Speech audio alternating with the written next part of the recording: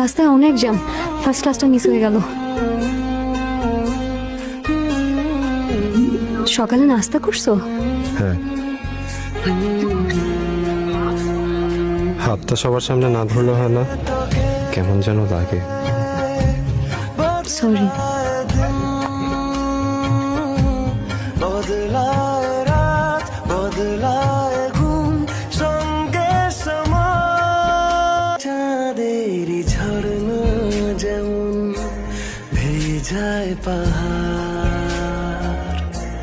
ততটা এভাবে তাকিয়ে আছেন যে? আমি কি আপনাকে চিনি? কি হলো তোমার? তুমি করে বলছেন যে? আমাদের কি পরিচয় আছে? আপনি অজ্ঞান পার্টির লোক না তো, না?